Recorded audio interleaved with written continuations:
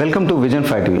రేణు దేశాయ్ నెట్టింట్లో ఈ మధ్య వరుస పోస్టుల మీద పోస్టులు వేస్తున్నారు. పవన్ కళ్యాణ్ గారు అంటూ మాజీ భర్త గురించి ప్రశంసిస్తుంది. అఖిరా ఆద్యాల తమ తండ్రితో ఉన్న క్షణాలు గుర్తు చేసుకుంటుంది.